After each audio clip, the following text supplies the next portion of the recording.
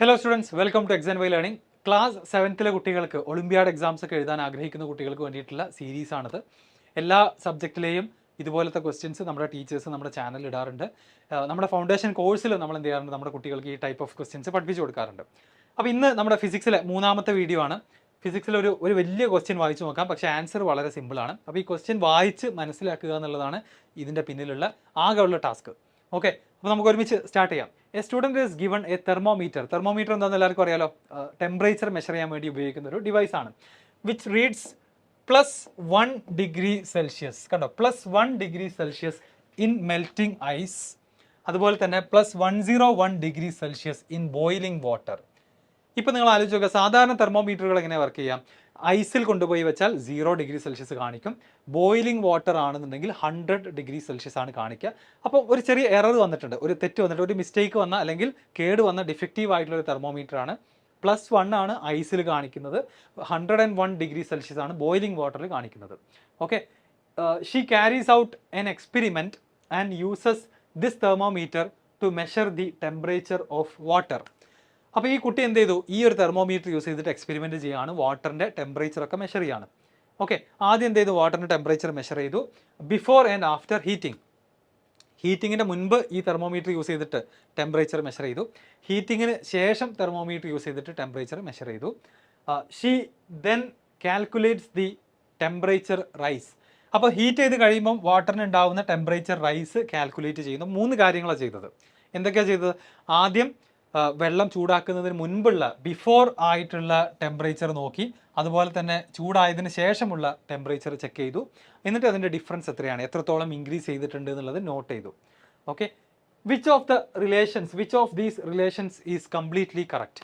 അങ്ങനെയാണെന്നുണ്ടെങ്കിൽ ഒരു original thermometer ആയിട്ട് കമ്പയർ ചെയ്യുമ്പോൾ ഈ ഫോൾട്ടി തെർമോമീറ്റർ, ഡിഫക്റ്റ് ഉള്ള തെർമോമീറ്ററിന് കിട്ടിയിട്ടുള്ള റീഡിങ്സ് ഒരു ആക്ച്വൽ കേടുവരാത്ത പ്രോപ്പറായിട്ട് വർക്ക് ചെയ്യുന്ന തെർമോമീറ്ററിൻ്റെ റീഡിങ്സുമായിട്ട് കമ്പയർ ചെയ്യുമ്പോൾ എങ്ങനെ ആയിരിക്കും എന്നുള്ളതാണ് 4 ഓപ്ഷൻസ് പറയുന്നത്. ഓക്കെ, അപ്പോൾ മെഷർ ചെയ്ത കാര്യങ്ങൾ അല്ലെങ്കിൽ നോട്ട് ചെയ്തിട്ടുള്ള പോയിന്റ്സ് എന്തൊക്കെയായിരുന്നു? ഒന്ന് ബിഫോർ ഹീറ്റിംഗ് അല്ലേ, ഒന്ന് ബിഫോർ ഹീറ്റിംഗ് ആണ്. രണ്ടാമത്തത് എന്തായിരുന്നു? രണ്ടാമത്തത് ആഫ്റ്റർ ഹീറ്റിംഗ്, ഹീറ്റ് ചെയ്തതിന് ശേഷമുള്ള ടെമ്പറേച്ചർ മെഷർ ചെയ്തു ഫോൾട്ടി തെർമോമീറ്റർ യൂസ് ചെയ്തിട്ട്. അത് കഴിഞ്ഞിട്ട് ഡിഫറൻസ് എത്രയാണ്. അപ്പോൾ ഈ 3 വാല്യൂസിലും ഒരു നന്നായിട്ട് വർക്ക് ചെയ്യുന്ന ഒരു ആക്ച്വൽ തെർമോമീറ്ററുമായിട്ട് കമ്പയർ ചെയ്ത് കഴിഞ്ഞാൽ എങ്ങനെയാണ് ഇപ്പോൾ കിട്ടിയിട്ടുള്ള റീഡിങ്സ് എന്നാണ് ക്വസ്റ്റ്യൻ. നിങ്ങളൊന്ന് ആലോചിച്ച് നോക്കിയേ, ഇത് കണ്ടോ, +1ഉം 101 ഡിഗ്രി സെൽഷ്യസ് ആണ്. ശരിക്കുള്ള തെർമോമീറ്റർ ആണെങ്കിലോ 0ഉം 100ഉം. അപ്പോൾ ഇവിടെ വ്യത്യാസം എന്ന് പറയുന്നത് ഇനീഷ്യലും ഫൈനലി വാല്യൂസിൽ ചേഞ്ച് ചെയ്തിട്ടുണ്ടെങ്കിലും ഈ റേഞ്ചിൽ മാറ്റം വന്നിട്ടില്ല.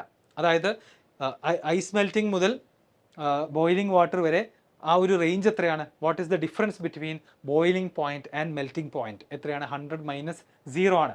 ശരിക്കുള്ള ഒരു തെർമോമീറ്റർ ആണെന്നുണ്ടെങ്കിൽ 100 ഡിഗ്രി സെൽഷ്യസ് - 0 ഡിഗ്രി സെൽഷ്യസ് നമുക്ക് 100 കിട്ടും. ഇതേ റേഞ്ച് തന്നെയാണ്, ഇതേ ഡിഫറൻസ് തന്നെയാണ് ഫോൾട്ടി തെർമോമീറ്ററിലും വന്നിട്ടുള്ളത്. 101 ഡിഗ്രി സെൽഷ്യസ് -1 ഡിഗ്രി സെൽഷ്യസ് ചെയ്ത് കഴിഞ്ഞാൽ നമുക്ക് എത്ര കിട്ടും? 100 തന്നെ കിട്ടും. അപ്പം എന്തിൽ മാറ്റമില്ല? ഡിഫറൻസിൽ മാറ്റമില്ല. അപ്പം ഞാൻ പറഞ്ഞു വരുന്നത്, ഈ വെള്ളം ചൂടാക്കുന്നതിന് മുൻപ് നിങ്ങൾ ഒറിജിനൽ തെർമോമീറ്റർ വെച്ചിട്ട് മെഷർ ചെയ്യുമ്പം, ലെറ്റ്സ് സേ ഒരു എക്സാമ്പിൾ എടുക്കാം.